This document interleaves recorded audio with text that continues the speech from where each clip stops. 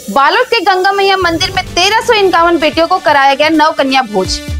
20 गांव की बेटियां हुई शामिल। कई वर्षों से निभाई जा रही कन्याओं के सम्मान की यह परंपरा।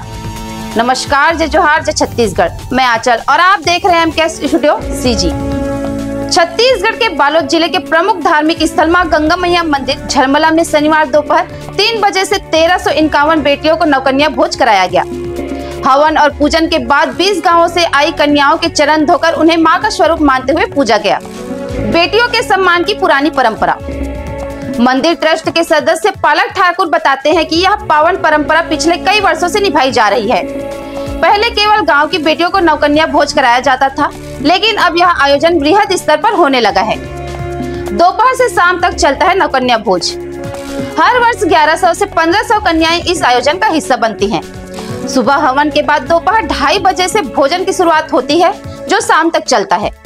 आयोजन में श्रद्धालु और ग्रामीण भारी सहभागिता रहती है। पर्यावरण के प्रति जागरूकता की मिसाल। गंगा मैया मंदिर केवल आध्यात्मिक नहीं, बल्कि पर्यावरणीय क्षेत्र का भी केंद्र है। मंदिर ट्रस्ट के संरक्षक सोहन लाल टावरी ने बताया कि परिसर में पॉलीथीन पूर्णतः प्रतिबंधित है।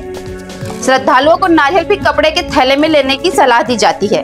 रविवार को होगा जोत जवारा विसर्जन। रविवार शाम 4 बजे मंदिर की परंपरा अनुसार जोत जवारा का विसर्जन झरमला के शीतला तालाब में किया जाएगा। इस धार्मिक कार्यक्रम को लेकर प्रशासन और मंदिर ट्रस्ट के द्वारा आवश्यक तैयारियां पूरी कर ली गई है। आज माँ गंगा मैया के प्रांगण में आज 1001 कन्याओं बच्चियों का भोजन एक नवकन्या भोज कराया जा रहा है। उसमें अतिथि के रूप में हमारे एसपी साहब, पुलिस प्रशासन के साथ मुझे भी आज नगर पालिका अध्यक्ष होने के नाते मुझे आज यहाँ आने का अवसर मिला।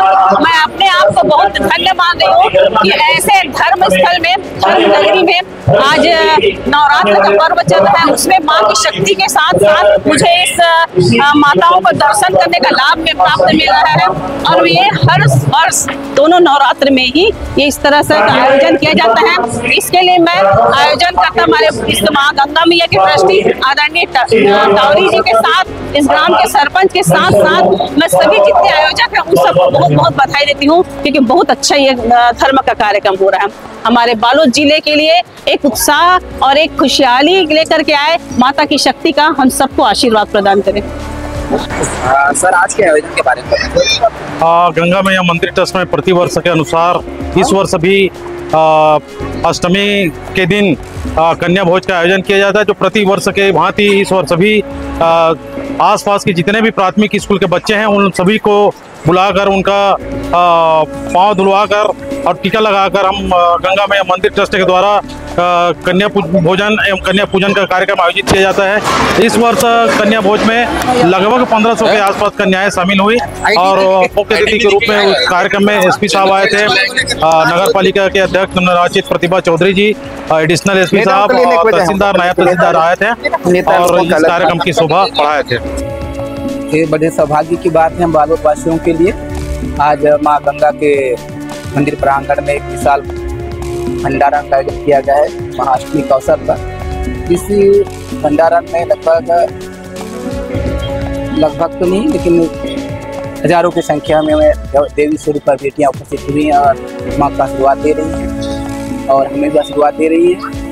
और इस अवसर पर मैं माँ से प्रार्थना करना चाहूँगा कि हमारे बालोद की सुख शांति समृद्धि को बनाए रखने में अपना आशीर्वाद प्रदान करें और हमारे बालोद के उन्नति विकास में भरपूर योगदान दें। और मैं कहना चाहूँगा कि इस विशाल आयोजन के लिए मैं गंगा मैया ट्रस्ट को भी मैं बहुत बहुत धन्यवाद देना चाहूँगा, महाअष्टमी करना चाहूँगा। उन्होंने हम लोग को आमंत्रित किया और इससे महाअष्टमी में भंडारा का आनंद लेने का, आशीर्वाद लेने का अवसर प्रदान किया है। रामनवमी को लेकर कई संगठनों के द्वारा शोभा यात्रा भी निकाले जाने की सूचना प्राप्त हुई है, जिस पर पुलिस पूरी तरीके से सुरक्षा व्यवस्था लगा रही है और रैली निकालेंगे उनके लिए भी गाइडलाइन जारी किए गए हैं कि निर्धारित डेसिबल में ही विस्तारक यंत्र का उपयोग करें। उसके अलावा एक समय निर्धारित की गई है और भी बहुत सारे पहलुओं पर कल शांति समिति की बैठक ली गई थी, जिसमें उन्हें निर्देशित किया गया है और पुलिस रामनवमी को सुरक्षा को लेकर पूरी तरीके से मुस्तैद है और उसके लिए हर थाना प्रभारी को भी निर्देशित किया गया है। तो जैसे कि देखा जाता है हथियार वगैरह को लेकर किस तरीके नहीं, पूरी तरीके से प्रतिबंधित किया गया है और संगठनों से और जो रैली शोभा यात्रा निकालने वाले प्रमुखों से भी बात की गई है कि इस तरह का अगर पूजा करना है तो एक निर्धारित स्थल में पूजा करके उन शस्त्रों को वहीं रखा जाए, लेकिन रैली में हथियार या शस्त्र को लेकर ना निकले। आगे अपडेट के लिए हमारे न्यूज चैनल MKS स्टूडियो में बने रहें। कैमरामैन भूपेंद्र साहू के साथ।